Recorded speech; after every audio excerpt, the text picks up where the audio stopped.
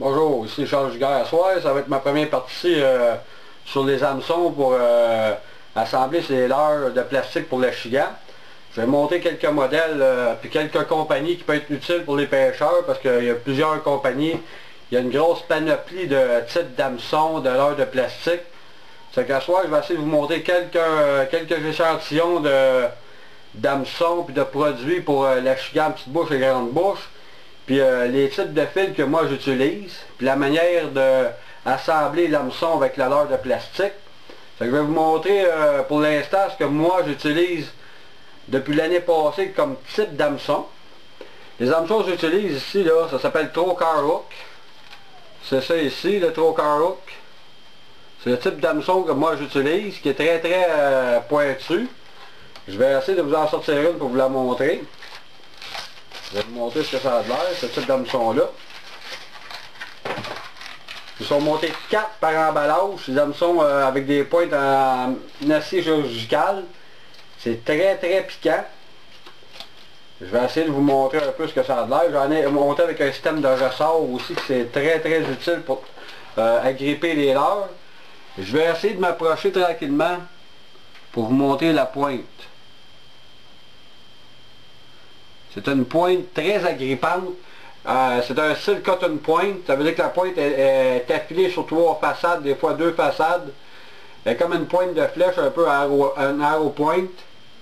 Regardez bien, là, je fais juste l'appuyer un peu sur mon ongle. Puis regardez, j'essaie de tirer. Regarde, le pouce il vient avec. C'est très piquant ce type d'hameçon-là.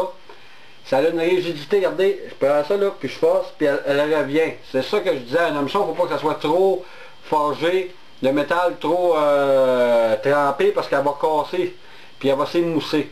Ce type d'hameçon là, je vais vous montrer les types de leurres que j'utilise avec ça. Des leurres comme ça ici. Des Holo Bailey, ça c'est un petit parce que je prends une plus petite hameçon là-dessus. Holo Bailey de Berkeley, justement parce que ce leurre là, justement dans l'eau froide, est très bon. Il y a un très beau mouvement. Il est très solide parce que j'ai fait des tests avec. J'ai fait des belles pêches aussi. Puis la queue spatulaire en arrière. Et regardez, ça bouge beaucoup. Je vais vous le montrer de proche, les Holo Bailey. Moi, les produits Berkeley, c'est comme mes chouchous à moi. C'est mes produits préférés, odorifiants. Puis aussi, Berkeley offre beaucoup de produits, que ce soit des terminal tackle, que ce soit des outils pour travailler, des coupe-ongles, des agrippeurs de mâchoire. Ils vendent de tout. Même du vêtement, Berkeley vend de tout. Pearl Fishing est une grosse compagnie d'équipement de pêche. Ils ont tous les types de fils que vous voulez. Même cette année, ils ont sorti un fil qui s'appelle le Ultracast Fluo Braid. C'est un fil tressé et avec un monofilament jumelé à l'intérieur. Autrement dit, ça l'empêche de faire des boucles puis de faire justement des mauvaises frisettes comme on voit sur les fils. Ça ne fait pas d'effet de spring. Puis vous allez être capable d'aller chercher plus de distance parce que le fluorocarbone à l'intérieur, il va donner une certaine rigidité au fil tressé pour être capable de sortir et se libérer de la bobine plus facilement. Donc, je vais vous montrer un peu ce que je fais avec le type d'hameçon Trocar. Je vais vous montrer des leurres que moi j'utilise. J'ai pas juste des leurres Berkeley, j'ai plusieurs leurres. Mais les ceux que j'utilise le plus souvent, c'est du Berkeley. Des Gull, les anciennes potions de Power Bait. Ça ici, ça s'appelle un Flapping Shad. C'est un autre leurre qui est très bon, qui est un leurre très bon pour la chigan grande bouche et le brochet.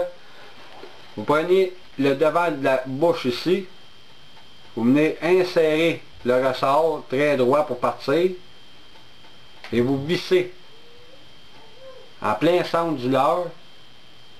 Regardez bien là, vous vissez jusqu'au bout pour pas que ça soit agrippable les planctons et la mousse dans l'eau, les hémophiles qu'il y a dans l'eau. Montez ça comme ça ici. Et pour le piquer, vous venez prendre votre mesure. Regardez votre doigt ici. Mais lui, elle est un peu longue. Regardez la dimension du poisson. L'hameçon est un peu longue. Elle est un peu grosse. Vous avez une cavité à l'intérieur. Vous venez l'insérer à l'intérieur.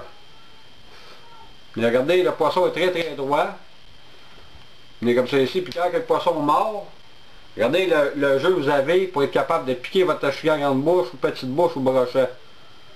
Comme ça ici, regardez, puis elle est très bien cachée. Ça, ce type d'hameçon-là, c'est bon pour toutes les leurres qu'en anglais on appelle les swim baits, les poissons nageurs en caoutchouc, c'est des rampeurs.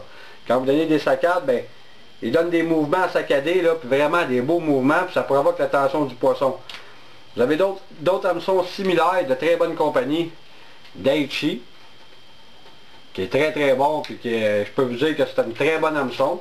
Un peu différente de l'autre, elle, il y a du plomb dessus. Je vais vous montrer ce que ça a de l'air. Ça ici. Avec l'autre, il appelle ça le petit ressort, il appelle ça un hitchhiker. Autrement dit, on va le mettre sur un holo belly, celui-là ici. Vous faites le même système. Vous vissez sur le bout de la tête. Puis je peux vous dire que ça coince solidement. C'est très solide.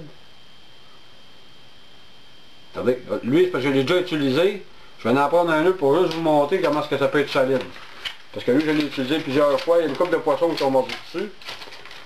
Moi, ce que je fais souvent, pour qu'il soit plus solide, je mets une petite goutte de colle du pêcheur Berkley dessus, puis c'est fini. Je coince le caoutchouc, mais...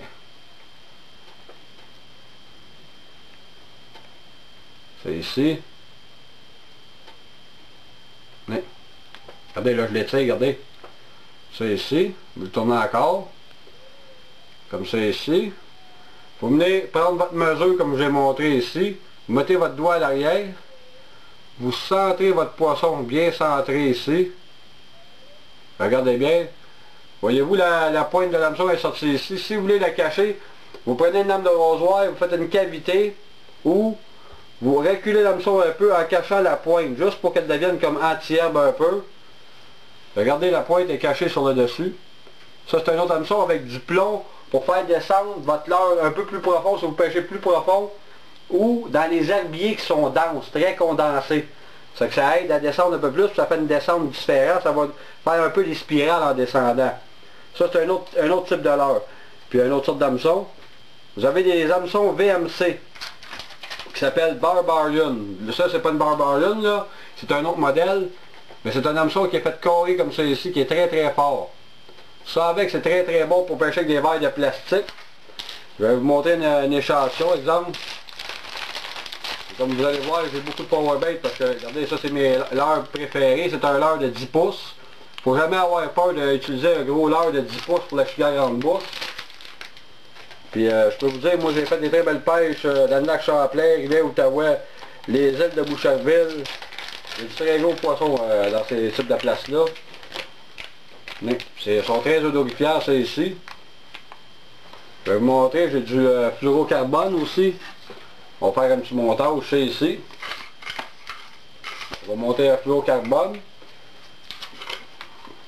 Justement, puis Berkley ont sorti des très bons coupons. Je peux vous dire qu'ils sont très coupants.